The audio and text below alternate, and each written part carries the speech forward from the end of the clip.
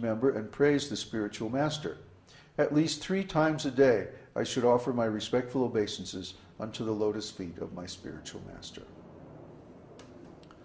So this is a very nice song by Vishwanath Chakravarti Thakur, who was an associate of Lord Chaitanya Mahaprabhu. And this actually expresses our philosophy very nicely, that we make spiritual advancement by serving the lotus feet of a bona fide guru, spiritual master. So this is not just an advertisement, like come and worship me or something like that.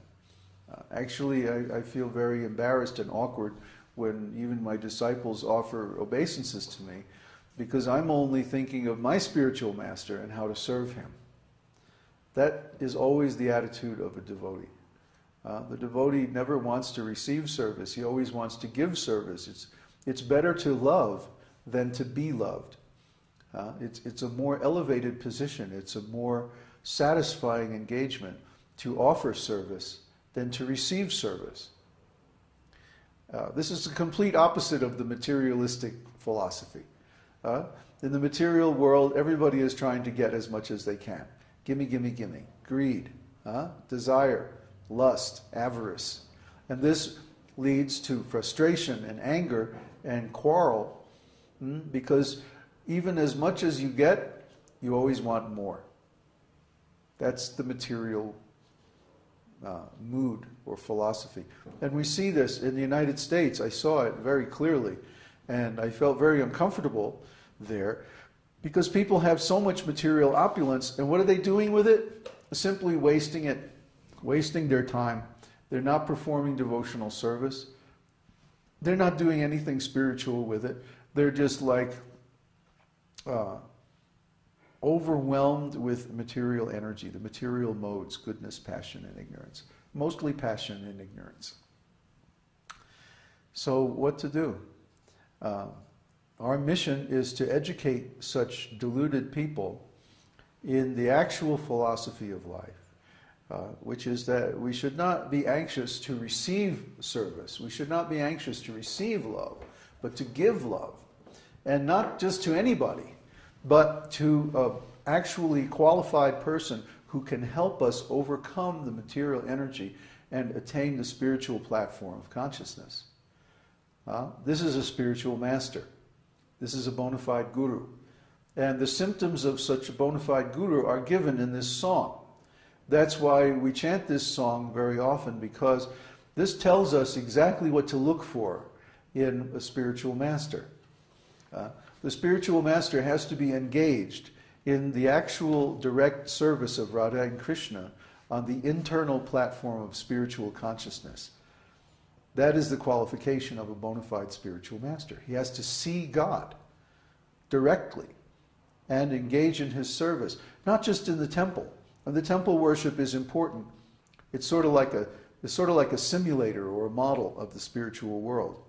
Just like if you're learning to fly an airplane, you spend a lot of time practicing on the simulator, different scenarios, like one engine goes out or both engines go out, or because it's too dangerous to practice that in reality. We can't do it.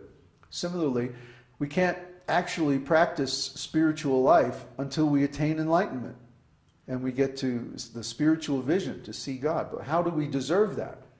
How do we cultivate those qualifications?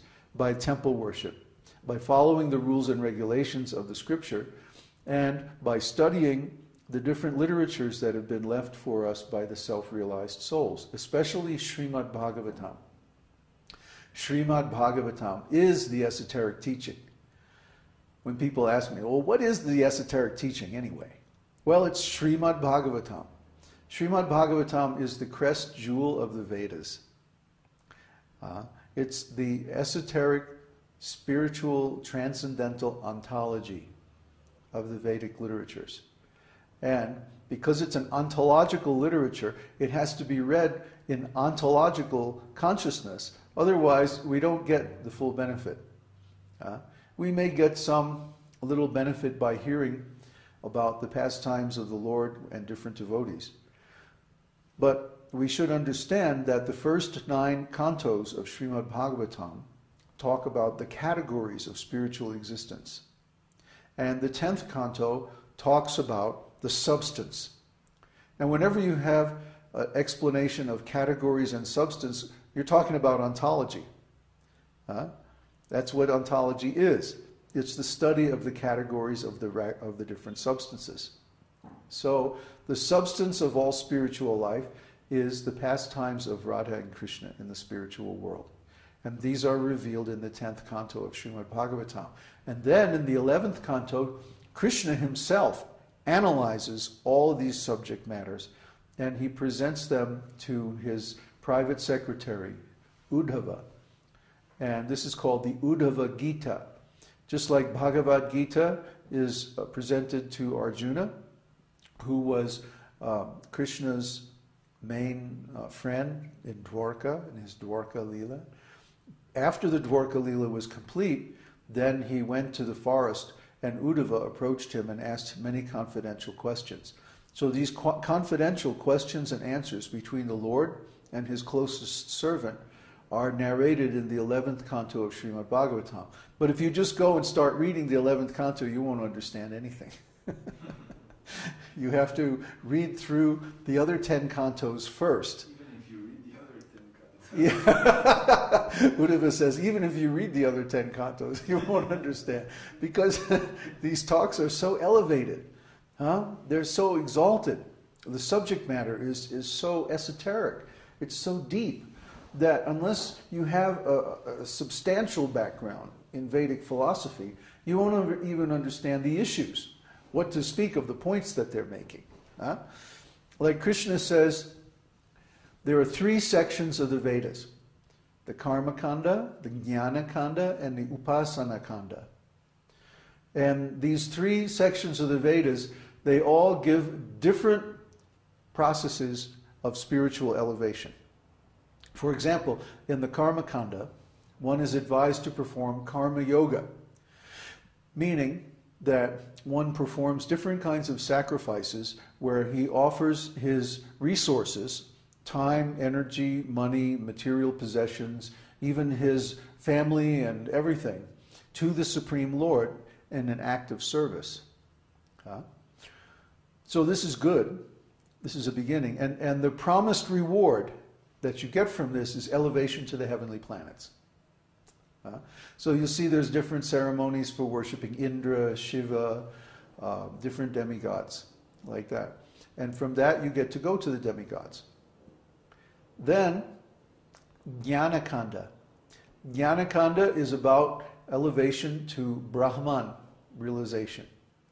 And so in Jnana Kanda, the process is given of Raja Yoga, or knowledge. One should cultivate knowledge of spiritual life. Primarily the knowledge that I am not this body, I am a spirit soul. I'm a transcendental living entity. I have no beginning, no end.